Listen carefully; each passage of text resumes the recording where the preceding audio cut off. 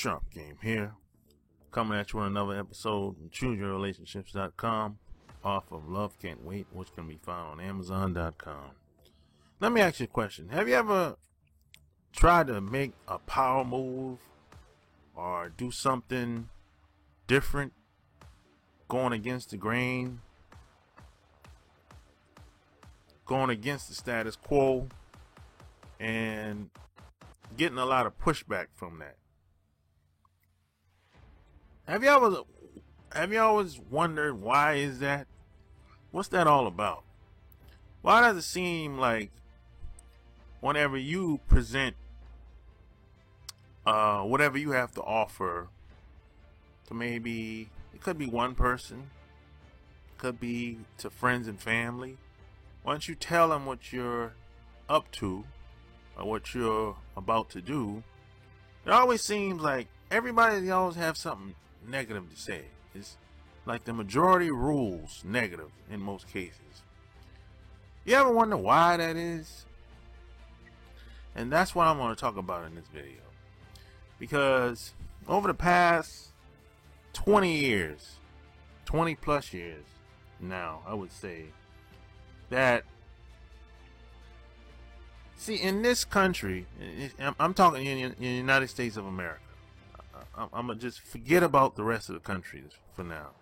Forget about the rest of these other places where people live for now. These other corporations, just forget about them. I'm talking about the United States of America.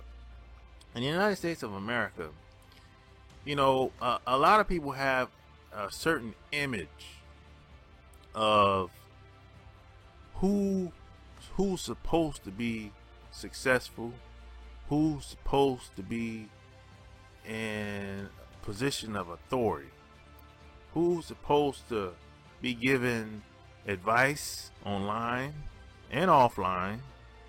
So the brainwashing and the programming is very strong, and you have to realize whenever you go against the status quo in any society, especially in American society, you're always going to get a lot of pushback. You're always going to get a lot of criticism. You might be the coolest guy in the world, you know, and I think I'm a pretty decent guy. I'm not perfect. I'm a work in progress. But, you know, I don't hurt anybody. I don't go out of my way to shame anybody or make them feel bad or any of that stuff. I mean, I pretty much, if I don't have anything good to say about you, I just won't say anything. That's just me. But I know most people aren't like that. So, you know, I noticed that, you know, like, even online, some people have said over the past month that my channel is one of the most underrated channels on the internet. And I think there's some truth to that. So, you know, with that being said, you would think by now my channel would have at least 1 million subscribers by now. At least 1 million. But that's not the case. And there's a reason for that. And the reason why that is because a lot of stuff that I talk about, a lot of people don't talk about. And a lot of people are afraid to talk about it. And a lot of people want a certain narrative. They want things to go a certain type of way because it's in their best interest for things to keep going the way it is. So you have to realize that most people that you know, most people that you meet, most people that you're going to meet, they like it. They don't have a problem with how things is going in this country at all. They like it the way it is. Now, they might say they don't, but I think you should question that. If somebody says they have a problem with how things are going, I think a lot of people are being very dishonest when they say that. Because if that was the case, they would do things to make sure change comes as a result. If they're still doing the same thing, same routine, I don't think these people are being, I think they're being very disingenuous. And see, we live in a country where the double standards is off the hook. One person can say something and be like, he's great, you're awesome. The other person can say the same thing. They're like, ah, he alright. Or they'll be like, hey, they'll make it seem like you're invisible. You don't matter.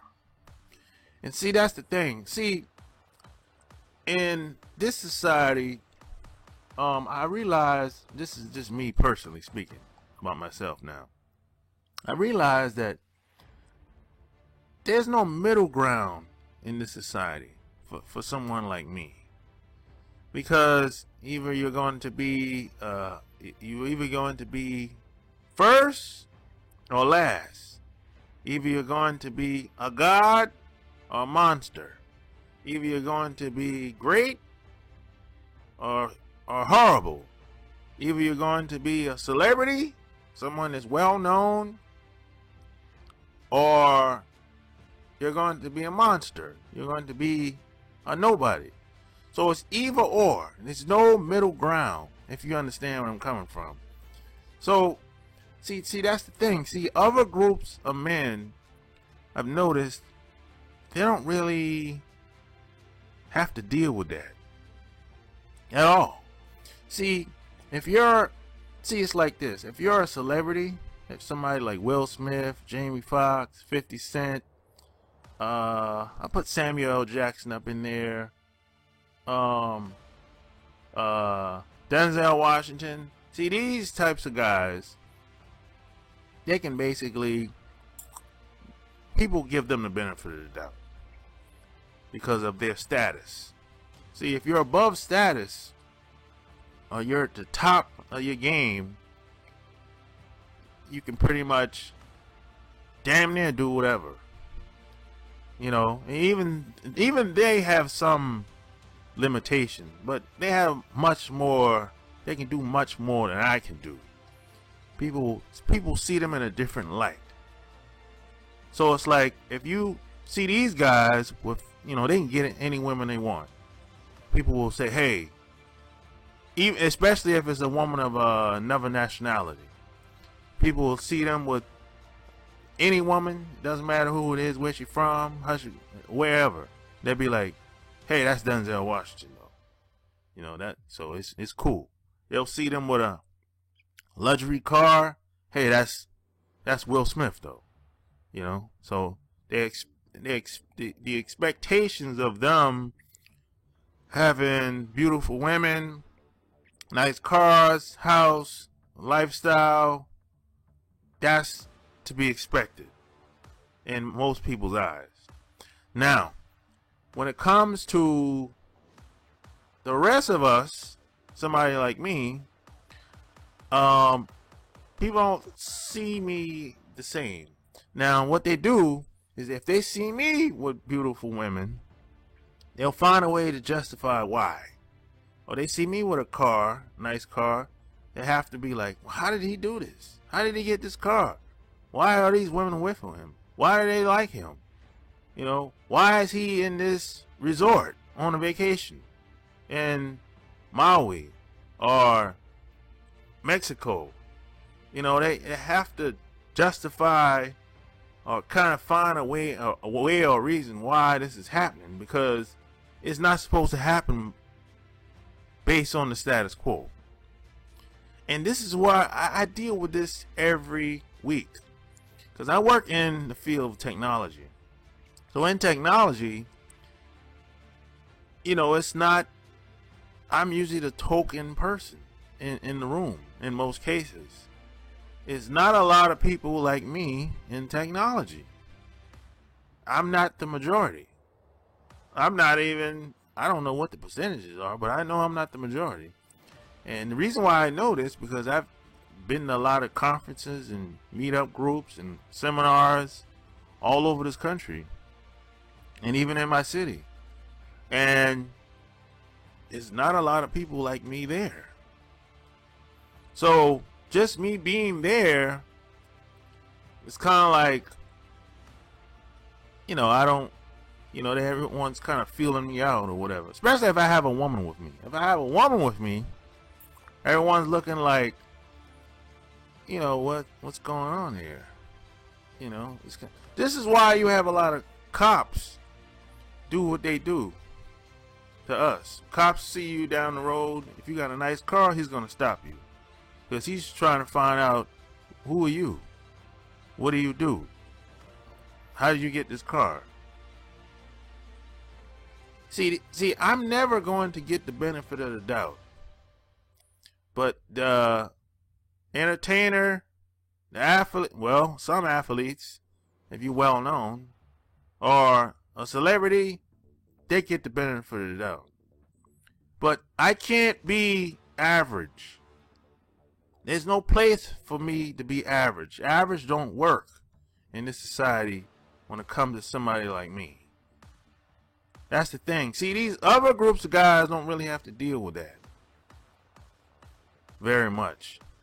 See, if I'm average in American society, I'm invisible.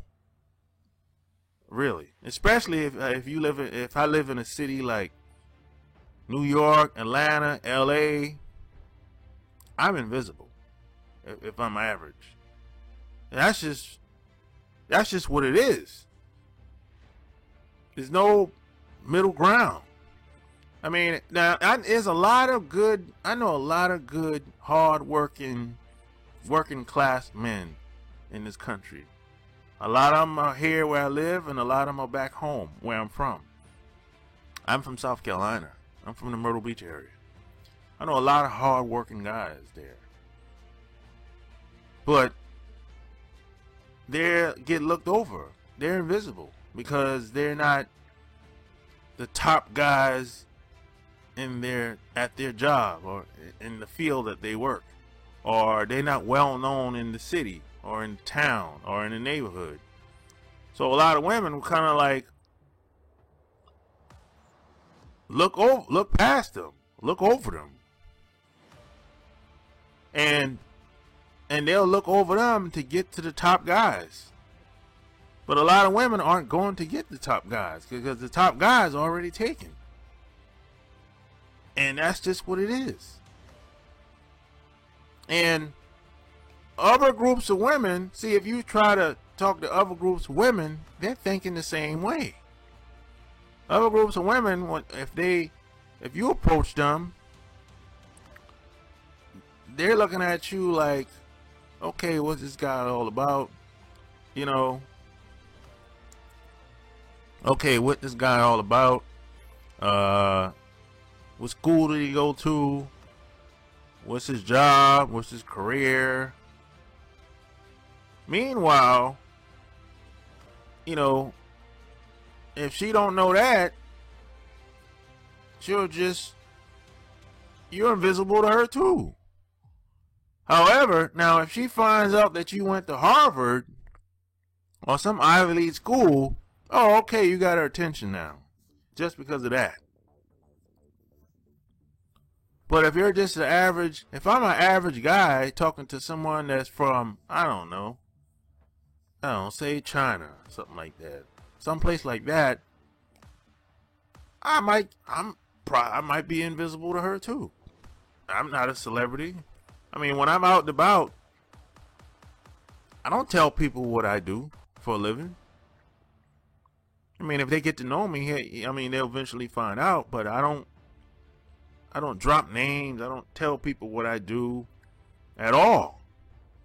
I'm just a regular guy out in public. I'm just a regular Joe. I don't tell people anything about me. Very little. I let them do the talking. I let them talk about themselves. And if I find that they're interesting, or if they ask, and if I feel like I want to reveal who I am and what I do, that's cool. I do it. But most of the time, it doesn't happen. You know, most people, they talk about themselves or whatever. So, I mean, women from other cultures, they think in the same way. Either you're a god or a monster to them. I'm not going to get the benefit of the doubt if I'm just an average Joe, unless she. Now there's a way to get past that I found. You can get somebody to co-sign you, to introduce you to the person, to the girl. Now if you get somebody to introduce you to the girl, okay. Now that person just said, hey, this person's cool. I know this person, they're my friend, they're a nice person or whatever. Okay, so with that, the girl usually move on to the next step, and the next step is to get to know you. What do you do? How you grew up? What school you went to? What are you into? Yeah, but the average person don't go to the Ivy League school. That's the thing. Most people don't go to Harvard, Princeton, Yale, Oxford, Notre Dame. Most people don't go to those schools. So that's not gonna be the average person that look like me. You see what I'm saying? So if I told a girl, hey, I went to ECPI, for example, I'm like, what's that? That's not gonna really get most people's attention unless they live on the East Coast, in the Carolinas, or Florida, someplace like that, or Virginia. That's not impressive to most women. Most people in general. So, you know, it's kind of like if in this society, if you're an average dude that's just like me, you're not popping. You know, it's like wherever you go in this society, people are always going to have a perception of you, and it might not have anything to even do with you in most cases. And the reason why that is because the images that's on television. Because the images that's on television, 9 times out of 10 is not you. You're not running from no cops on like they perceive us to be on television. You're not on what, CSI or any of these other cop shows. You're not doing none of that. But when you walk into a store, you know, they might tell security to follow you or watch you. But you're just there just to buy something real quick and get out of there. Or when you meet a girl, they might do a background check on you. But they'll meet another guy from another culture, or probably a guy that's within her culture. She won't even think about doing a background check on him. And the reason why that is because the programming and the brainwashing that's in American society. See, we have a branding problem in this country. See, they don't put good images of us on television. Even if you look at the movies. I mean, most of the time, they don't really have black males in love scenes. Most of the time, they don't. I mean, they might have Halle Berry in a scene, but it ain't no love scene. It's usually a fuck scene. And she's in the scene with a white guy. But they don't have somebody like let's see, Will Smith in a scene with some other A-list actor. People would go crazy. There'll be so much hate mail and hate comments online if that was to happen. They don't have like Martin Lawrence in a scene with somebody, some other A-list white actress. I just never seen it before. That's because the hate is real in America, and a lot of this has to do with how women perceive somebody like me. So when I'm out and about, I almost expect the worst out of most people. That way I won't disappoint myself. This is one reason why I don't go out as much as I used to, because it's been so many different times where I tried to go out with people and someone always says or does something that's just totally unnecessary. It could be at a restaurant, could be at a bar, or could be, anywhere, airport, hotel, wherever. It doesn't really matter. It always seems like if they know who I am, if the person can see who I am, their whole demeanor changes. Their whole attitude changes. And I've tested this out many times in a lot of different areas. In the tech area, in hotel, hospitality areas. I've actually had white people along with me in some of these cases. And certain things have happened when white people were around, so I told them, hey, you do the talking. You do the talking. And the situation was taken care of fast. And it's been other cases where, I've seen, I've had the experience of just watching stuff that happened to other people that were just like me or similar to me, and it didn't go well. They end up calling the cops and kicking them out of the restaurant, stuff like that. Something that could have been taken care of, it turned out to be something much more than you would expect.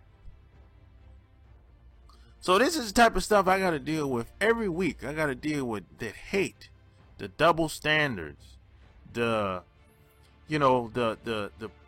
perception that I might be somebody else that I'm not. I got to deal with it every week. And if you're the type of person that, if you want to be the best at something, just that it's in itself goes against the status quo. Because if you're a non-white person, you're not supposed to be the best at anything.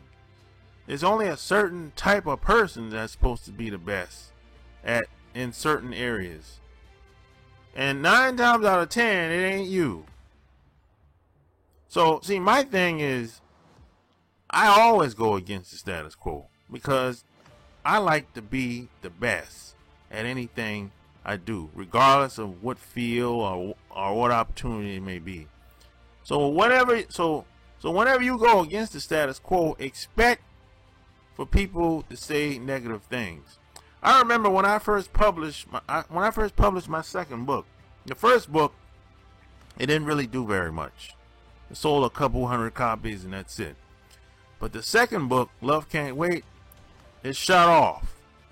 I've sold thousands of copies at this point. I lost count at this point. But I remember when I told people I wrote my second book, I had this one chick, which I don't deal with her anymore. She was like, how did this happen?